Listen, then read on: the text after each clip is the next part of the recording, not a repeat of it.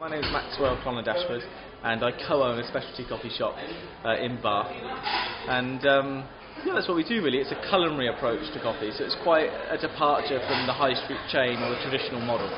So in terms of what incentivised us and was the motivation for our business, it is very much a product-driven business. We believe in our product, but we also have a keen interest in customer experience and how we could make that product a positive experience for our prospective customers.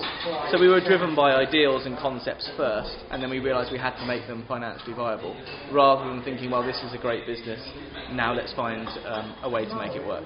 So the reason we chose to go into specialty coffee was purely product-based, really, that we saw there's quite a few ideals in our business. It's not merely that we were like, oh, we'd like to run a business, what should we do? Oh, let's choose specialty coffee. Not at all. It was we believed in our product. We thought there was a lot that could be done with it. So we didn't want to fall into the trap of opening a business where you love the product but you don't really treat it like a proper business, i.e. turning a hobby into a business without understanding the commercial realities of it.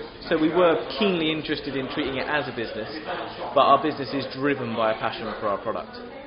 In terms of competing with competitors in the marketplace, we realised the products we wanted to present and the way we wanted to present it wasn't really being done.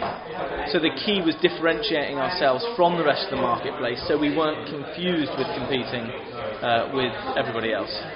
The location of our shop has very much been a part of our business plan from the beginning. We didn't want to be on the high street. When you walk down a high street, your expectation is quite simple retail models. It's not really specialism, and a lot of our business has been about breaking expectation.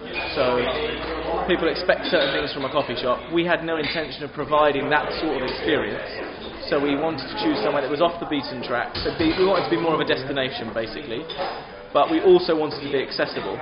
So we don't want to be out in the middle of nowhere. We don't want to make it hard for people to come and partake in what we have to offer. But at the same time, we want to be in a position that reflects what we offer.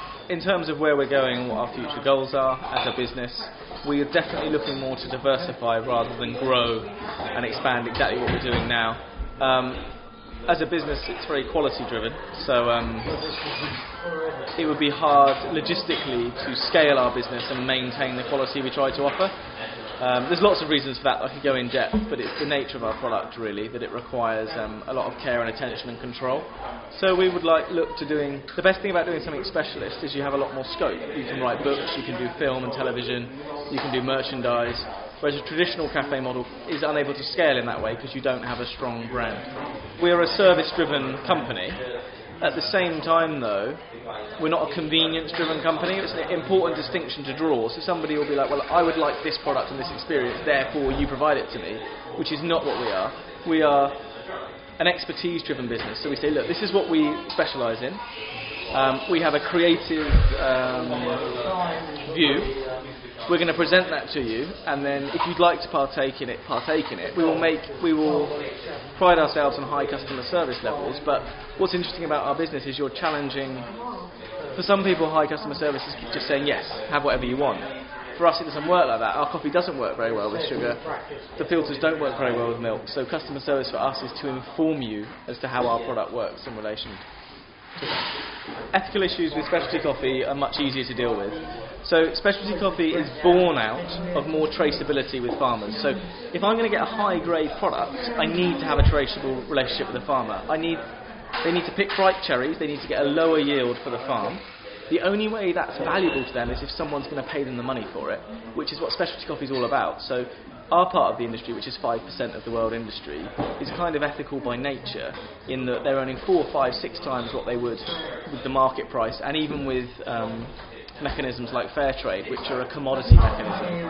So the bigger part of the industry is for specialty. The farmers we're buying from, if they've got a high-grade product, they're making money. They're established in their own right. So the question for the industry as a whole is how do you flesh everything else out? The big people who have bigger ethical issues are commodity companies rather than us. It has been our life for the past 4 years, so I would say it's very labour intensive. We're very involved in the business. We've got to a point where we've grown it and we can step back a little bit, but we very much live the business. It's not at all like being an employee. It's very immersive. It takes up all of our time, And that's definitely crucial to the success of the business. Yeah. So you're working in a people industry, so you have to be interested in the way people work and the way that all works together. So we're serving a product, we're a product-focused business, but the way our business works is that people experience that product. So how do they experience it? The whole thing would fall down if you weren't focused on the human aspect. Same with staff. We only hire full-time members of staff. They all want to work in the industry professionally, and that's how we view it. That's how we advertise the jobs. And a lot of people don't make it because they see it as a sort of simple cafe job, but actually it's very intensive. The importance of funds and resource in our company is, I think it's integral to any company, but especially one like ours, because we're quite experimental. If we're saying to customers we're quality-driven, we're concept-driven, if there's something that emerges in the market that's worth exploring, i.e. new equipment, new techniques, we have to have the ability to pursue those. So we need to keep capital and funding to grow our business from a creative point of view. It would be very restrictive doing what we did if we couldn't fund it. Yeah. We've got a passion for our product, obviously, but we're also keenly interested in how we fit into the marketplace. We weren't naive enough to think, oh, this is great, I love this, therefore everybody else will love it. We looked at the marketplace, we realised that it wouldn't appeal to everyone, but we found our audience. So I think a lot of it, approaching a business, is to be analytical, is to try and understand not just what you want to do, but what exists already. If you're doing something new, why doesn't it exist already? It may be easy to you. You may think, oh, well, this doesn't exist, so therefore it's going to be great because everyone will love it. But there may be a reason it doesn't exist. So in many ways, our business has been a harder model to establish. I would just say take it seriously, treat it as a profession.